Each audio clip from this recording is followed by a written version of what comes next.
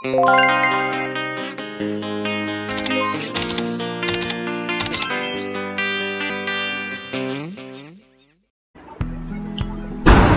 perkenalkan, nama saya Lulu Dimartus Tompul, NPM 2012-0051. Saya dari kelas SIM 2001. Saya akan mempresentasikan yaitu TOGAF, The Open Group Architecture Framework. Pengertian daripada TOGAF yaitu TOGAF adalah standar penerapan arsitektur enterprise yang digunakan oleh organisasi untuk meningkatkan efisiensi bisnis. Enterprise sebuah sistem dari manusia, peralatan, material, data, dan kebijakan dan prosedur yang muncul untuk menyediakan sebuah produk atau pelayanan dengan tujuan mendapatkan keuntungan. Sejarah TOGAF yaitu TOGAF dimulai awal tahun 1990-an sebagai metodologi untuk pengembangan arsitektur teknis dan telah dikembangkan oleh The Open GitHub ke dalam kerangka arsitektur enterprise yang luas pada tahun 1995. Versi pertama dari TOGAF yaitu TOGAF 1.0 disajikan. Versi ini terutama didasarkan pada arsitektur framework teknis pengelolaan informasi atau TAFIM, dikembangkan sejak tahun 1980 oleh Departemen Pertahanan AS. Definisi arsitektur yang digunakan dalam ANSI atau IEEE standar 1471-2000-an adalah organisasi dasar dari sebuah sistem yang wujudnya dalam komponennya, hubungan mereka satu sama lain di lingkungan, dan prinsip-prinsip yang mengatur desain dan evolusi.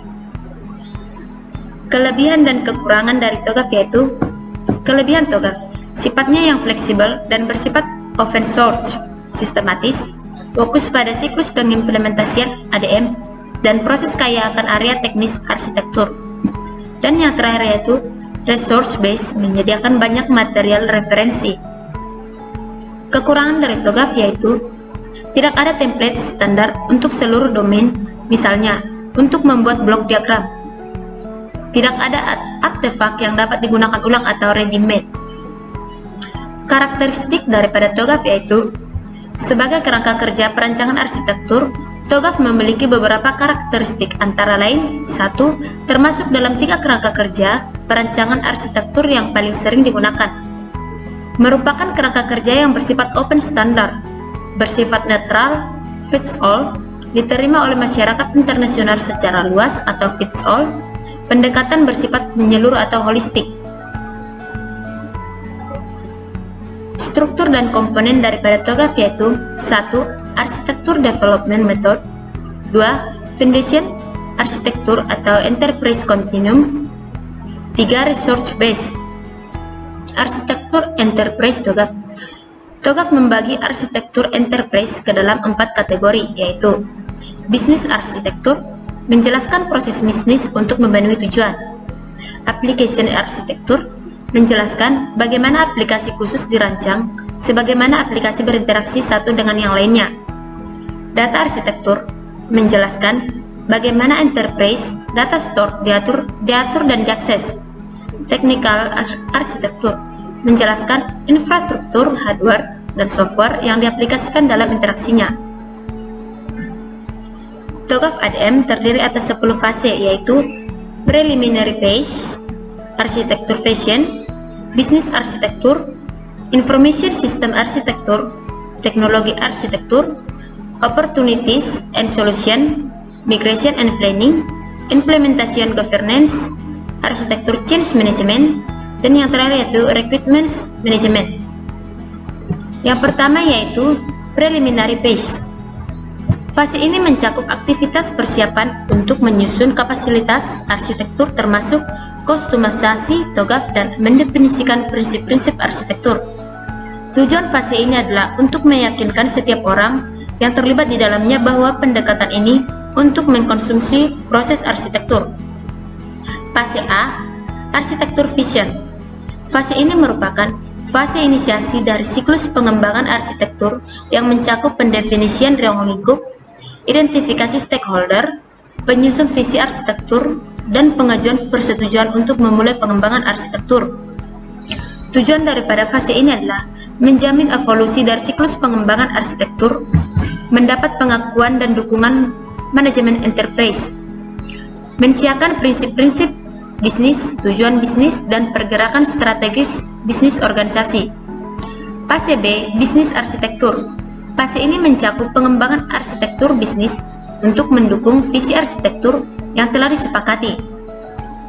Pada tahapan ini, tools dan metode umum untuk pemodelan seperti Integration Definition atau IDEF dan Unified Modeling Language atau UML bisa digunakan untuk membangun model yang diperlukan.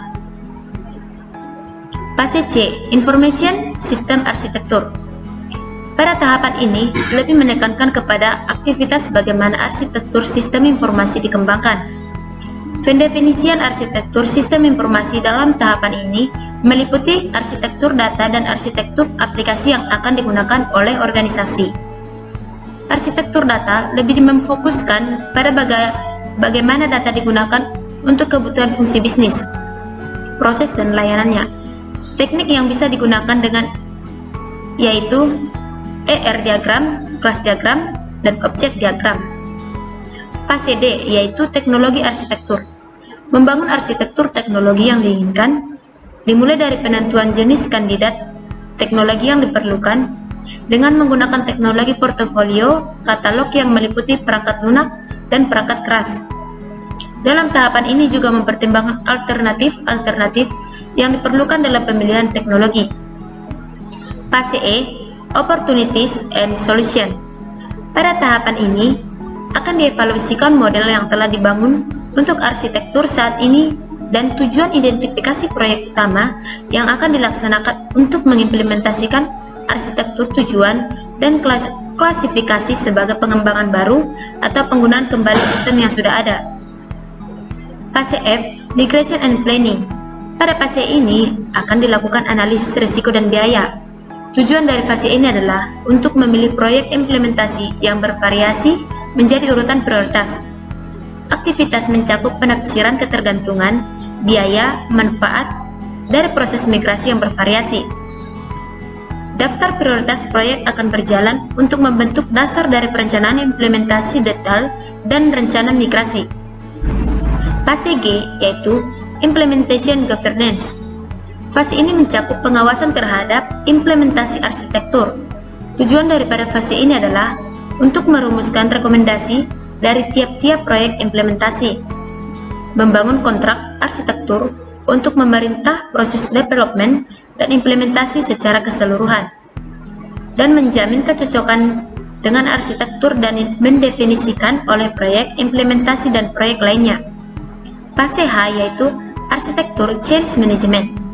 Fase ini mencakup penyusunan prosedur untuk mengelola perubahan ke arsitektur yang baru. Pada fase ini akan diuraikan pergerakan perubahan dan bagaimana kemanajemenan perubahan tersebut, dari peliharaan sederhana sampai perancangan kembali arsitektur. ADM menguraikan strategi dan rekomendasi pada tahapan ini. Proses manajemen perubahan arsitektur untuk arsitektur enterprise yang baru dicapai dengan kelengkapan dari fase G. Dan yang terakhir yaitu Requirements Management. Menguji proses pengelolaan arsitektur requirement sepanjang siklus ADM berlangsung. Dan TOGAF Framework dapat dilihat pada gambar.